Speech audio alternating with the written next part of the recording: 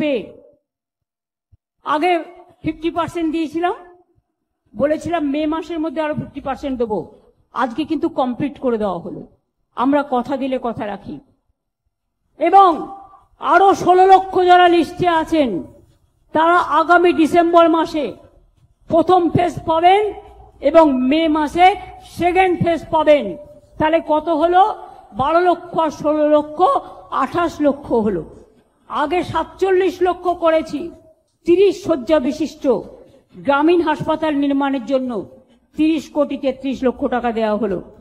ধূপগুড়ি মহকুমায় 100 শয্যা বিশিষ্ট মহকুমা হাসপাতাল নির্মাণ 28 কোটি 76 লক্ষ টাকা দেওয়া হলো। মাল থেকে বড়দিঘি পর্যন্ত প্রায় 9.2 কিলোমিটার রাস্তার সংস্কার 13 কোটি 47 লক্ষ টাকা দেওয়া হলো।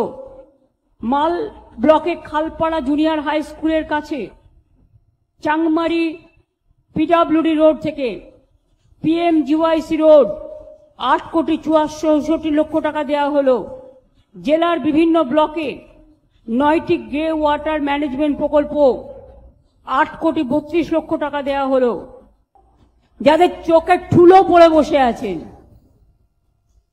পিঠে বেঁধেছেন কুলো, কানে দিয়েছেন ঠুলো তুলো, আর চোখে দিয়েছেন ঠুলো। গরুর মুখ বেঁধে দেয় না, বলে বলি আর বলবো? নিতে পারবেন তো? লেখার জায়গা আছে তো? লক্ষ্মীর ভান্ডারে শুধু জলপাইগুড়ি আলিপুরদুয়ার জেলা মিলে যদি খরচাটা বলি, চোখ দিয়ে জল পড়বে আপনাদের। জলপাইগুড়ি জেলার 922 জনকে তো আজ দেওয়া হয়েছে, কিন্তু এর আগেও অনেক জায়গা থেকে অনেক দেওয়া হয়েছে। মনে রাখবেন, ডাবগ্রাম ইন্ডাস্ট্রিয়াল পার্কের দ্বিতীয় প্রকল্পে প্লে সেট নির্মাণ 29 কোটি টাকা। ডাবগ্রাম ইন্ডাস্ট্রিয়াল পার্কে চতুর্থ এবং পর্যায়ের কাজ, পঞ্চম পর্যায়ে আরো 18 কোটি টাকা দেওয়া হয়েছে। এইভাবে বাতাবাড়িতে পর্যটন পরিকাঠামো নির্মাণ 8 কোটি 70 লক্ষ টাকা দেওয়া হয়েছে।